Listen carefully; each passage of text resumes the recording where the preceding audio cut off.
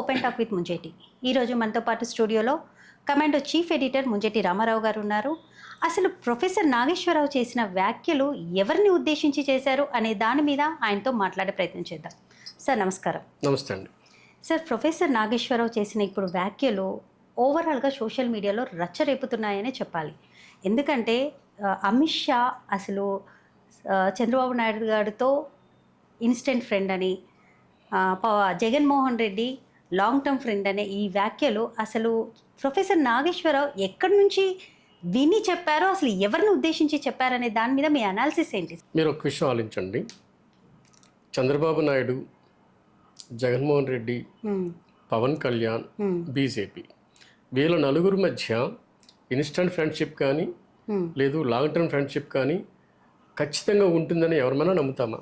నమ్మం. అసలు యాక్చువల్లీ రాజకీయాల్లో ఎవరు ఫ్రెండ్స్ ఎవరు ఎనిమిస్ ఎప్పుడు అవుతారో కూడా మనకు తెలియదు. అందరికీ తెలిసింది. శాశ్వత ఫ్రెండ్షిప్స్ ఉండవు, అలాగే శాశ్వత ఎనిమిస్ కూడా ఉండరు, శత్రువులు కూడా. ఈ మధ్య మనం తమిళనాడు చూసాం కదా. అవును. ఏమన్నారు, ఏడీఎంకే డిఎంకే కూడా కలుస్తాయని. సో ఆ రెండు పార్టీలు కలిసాయంటే ప్రపంచంలో ఏ రెండు పార్టీలైనా కలుస్తాయి. అవును. సో అట్లాంటి రాజకీయ నాయకులు ఉన్న ప్రవృత్తిని మనం ఎవరికో ఫ్రెండ్షిప్, లాంగ్ టర్మ్ ఫ్రెండ్షిప్ అని, ఎవరికో ఇన్స్టెంట్ ఫ్రెండ్షిప్ అని పెట్టడం అనేది నిజానికి అది మన రాజకీయాల్లోని వింత వాదన. అయితే ఇప్పుడు మన ప్రొఫెసర్ గారి గురించి డిస్కస్ చేసేటప్పుడు ఒక మాట చెప్పుకోవాలండి. ఆయన మనం ఒక వర్గం మేధావిగాను, రాజకీయ విశ్లేషణలో ఆయన పరిణితి చెందిన వాళ్ళుగాను ఒక మంచి గుర్తింపు ఆయనకుంది. మనం అందరం అట్లా ఆయన పట్ల అందరికీ అదే ఒపీనియన్ ఉంది. ఈ వాక్యాన్ని తీసుకోండి. ఆయన మీరు ఎన్నికలైన తర్వాత ఎగ్జిట్ పోల్ విషయంలో ఆయన ఒక అభిప్రాయం చెప్పారు చాలాసార్లు. ఆల్రెడీ నిర్ణయం తీసుకున్నారు ప్రజలు, డబ్బాలో నిర్ణయాలు ఉన్నాయి. నేను ఆ పార్టీ గెలుస్తుంది, ఈ పార్టీ గెలుస్తుందని, ఓడిపోతుందని నేను ఎలా చెప్తాను? ఎగ్జిట్ పోల్ మీద నా ఒపీనియన్ నేను చెప్పను. ఎవరి ఒపీనియన్ మీద విశ్లేషణ చేయమంటే చేస్తాను, కానీ నా ఒపీనియన్ అయితే మొదటి నుంచి చెప్పనన్నారు. సో నిర్ణయం అక్కడ ఉంది. సో తను నేను చెప్పకూడదని ఒక పాలసీ తీసుకున్నాను. చాలా మంచి పాలసీ అది. క్లారిటీగా అంత మంచి పరిణితి చెందిన ఆలోచన అది. అవును. అలాగే ఆంధ్రజ్యోతి రాధాకృష్ణ గారి గురించి ఒకసారి ఒక వీడియో చేశారు ఆయన మీద. ఆయన గురించి ఏదో రాశారని. ఆ రోజు రాధాకృష్ణ గారి గురించి ఏమన్నారంటే, సోర్స్ ఎక్కడి నుంచి ఎలా వస్తుందో తెలియదు కానీ రాధాకృష్ణ తన బ్రహ్మాండమైన సోర్స్ తీసుకొచ్చి ప్రజల ముందు పెడతారు. ఆయనకున్న సోర్స్ ఇంకెవరికి ఉండదు. అనేక సార్లు అది రూఢి అయింది. ఎమినెంట్ జర్నలిస్ట్, దమ్మున్న జర్నలిస్ట్ ఆయన. ఈరోజు ఇప్పుడున్న మార్కెట్లో ఎవరైతే జర్నలిస్ట్ ఉన్నారో ఆయన స్థాయి క్రిటిసైజ్ చేసే జర్నలిస్టులు కానీ, సునిశ్చితంగా విమర్శించే జర్నలిస్టులు కానీ మరొకరు మనకు కనిపించరు అన్నారు ఆయన. ఆంధ్రజ్యోతి రాధాకృష్ణ గారి గురించి. ఈ రెండిట్లు మనం ఇక్కడ తీసుకొద్దాం. సో సోర్సు రాధాకృష్ణ గారికి వచ్చినంత పక్కగా తనకు రాదని ఉన్నప్పుడు అమిత్ షా, పవన్ కళ్యాణ్, నాదెళ్ల మనోహర్ వీళ్ళ ముగ్గురు కూర్చున్న చోట ఈయన ఎక్కడ కూర్చున్నారు? ఆ మంచం కింద తాక్కున్నారా? లేదు. ఆ సోర్సులో పవన్ కళ్యాణ్ చెప్పారా? మనోహర్ గారు చెప్పారా? లేదు. ఎవరు చెప్పరు కదా ఈయనకి. చెప్తే ఆ విషయం కూడా చెప్పాలి కదా. ఎవరు చెప్పని దగ్గర ఈయన పవన్ కళ్యాణ్తో అంత మంచిగా మాట్లాడి, నీకు చంద్రబాబు నాయుడు సరైన వ్యక్తి కాదు, అతను ఇన్స్టెంట్ ఫ్రెండ్షిప్పే అంటే తాత్కాలికంగా అతను తిరుగు, లాంగ్ టర్మ్ ఫ్రెండ్షిప్ జగన్మోహన్ రెడ్డితో చెయ్యు, ఆయన మనకు ఉపయోగపడతారని చెప్పడం అనేది నమ్మలేని నిజం. నిజమని ఎందుకంటున్నానంటే ప్రొఫెసర్ మీద మనకు నమ్మకం అట్లాంటిది. ఆయన చెప్పాలి ఇది అబద్ధం అని, మనం చెప్పలేం. కానీ ఆయన ఎక్కడ ఖండించట్లేదు కదా సార్ ఈ విషయం. ఖండించలేదంటే ఆయన ఆ సోర్స్ కూడా ఆయన చెప్పాలి. ఎక్కడి నుంచి వచ్చిందని చెప్పాలి. అప్పుడు మాత్రం నిజం నమ్ముతాం. కానీ ఆయన అక్కడ లేని చోట ఆయన ప్రవృత్తి తెలిసిన వ్యక్తిగా మనం అది అబద్ధం చెప్పాల్సి వస్తుంది. సింపుల్గా ఆలోచిస్తే అదే కనపడుతుంది. అంతే. ఇంకోటి ఏంటంటే రాజకీయాలకు వచ్చేటప్పటికి మనం ఇప్పుడు ఆయనకి మాత్రం జగన్మోహన్ రెడ్డి శాశ్వత ఫ్రెండ్షిప్ అని ఎందుకు అనుకుంటున్నారు బీజేపీ? ఏ బీజేపీ కూడాను, ఏ రాష్ట్రంలో కూడా ఏ పార్టీ కూడా శాశ్వత ఫ్రెండ్షిప్ ఎక్కడా చేయలేదు ఇండియా మొత్తం మీద. అలా జగన్మోహన్ రెడ్డితో లాంగ్ టర్మ్ ఫ్రెండ్షిప్ ఎందుకు చేస్తుంది బీజేపీ? పవన్ కళ్యాణ్ ఎందుకు చేయమంటుంది? అది ఓ రకంగా మంచి సూచన ఏం కాదే. దట్టు ఏపీలో ఇప్పుడు వీళ్ళు కూటమి ప్రభుత్వం నడుపుతున్న టైంలో అమిత్ షా ఇంకొక ప్రతిపక్ష పార్టీతో లాంగ్ టర్మ్ చేయండి, ఉన్న పార్టీతో నార్మల్గా ఇన్స్టెంట్గా ఉండండి అన్న మాటలు అయితే ఎక్కడ రావు. కాబట్టి ప్రొఫెసర్ గారు వైకాపా పార్టీకి పీటీఎం అని చెడ్డ పేరు ఆపాదించుకోగలిగారు. ఏమండి ఇప్పుడు అదొకటి. అమిత్ షా రాజకీయ ఉద్ధనుడు ఆయన. Hmm. ఇన్ని టర్ములు పార్టీ గెలవడానికి ఆయన ఒక ముఖ్య కారకుడు. మోడీ అంత స్థాయి. అట్లాంటి అమిత్ షా ఇంత చిల్లరగా ఎలా మాట్లాడతారండి? వాస్తవం. అవసరమా? ఆయనకి అవసరమా?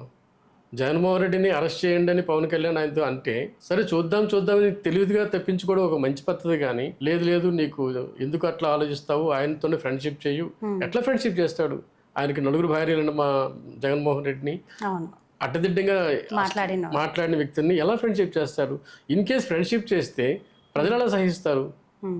జనసేన కార్యవర్గం ఎలా సహిస్తుంది? జనసేన క్యాడర్ ఎలా సహిస్తుంది? పవన్ కళ్యాణ్ ఎట్లా గుర్తిస్తుంది? ఎట్లా అభిమానం చూపుతుంది జగన్మోహన్ రెడ్డితో ఫ్రెండ్షిప్ చేస్తే?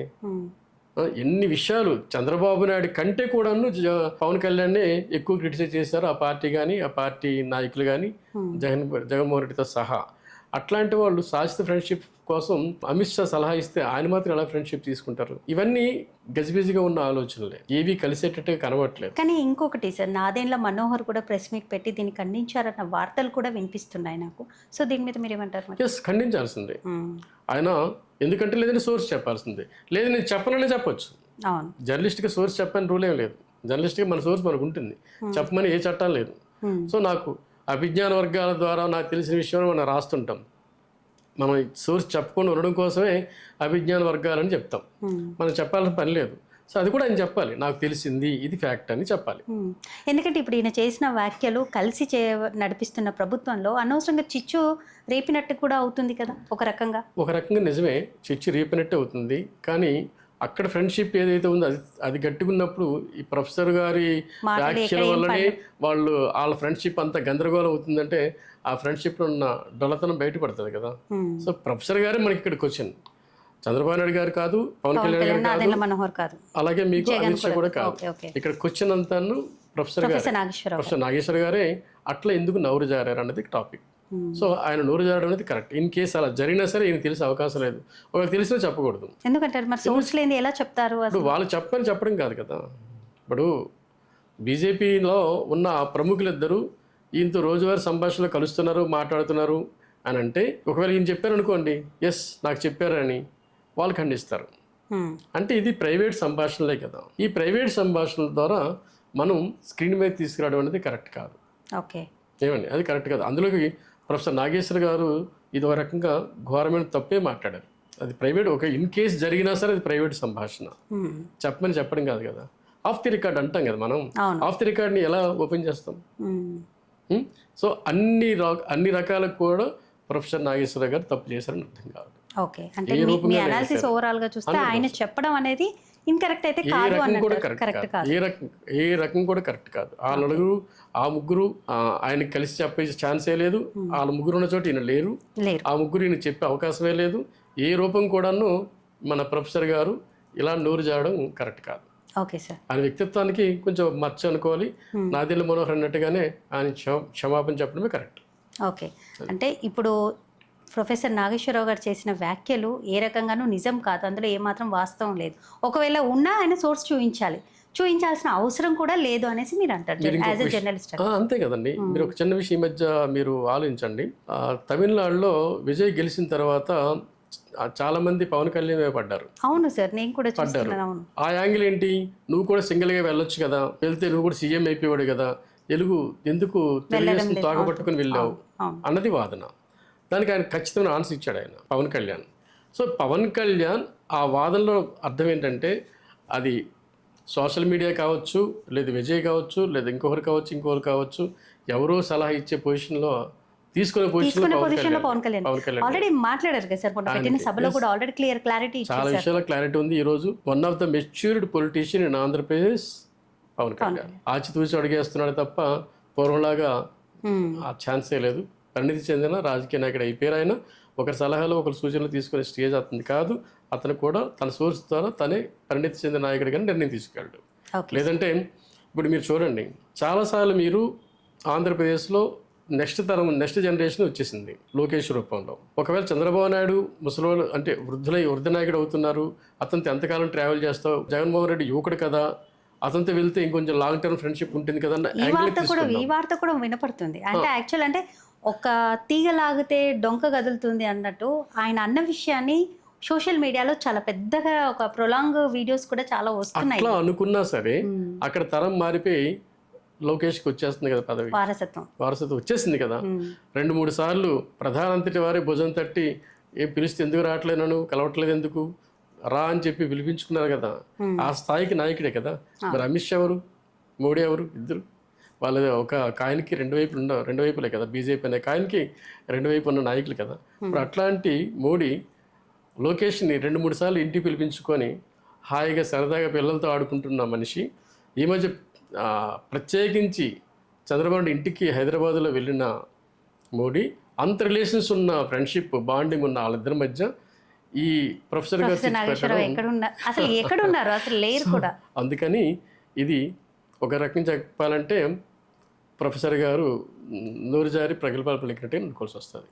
Okay sir, thank you. అక్కడితో ముగించడం కరెక్ట్. అది నమస్తే. Thank you sir.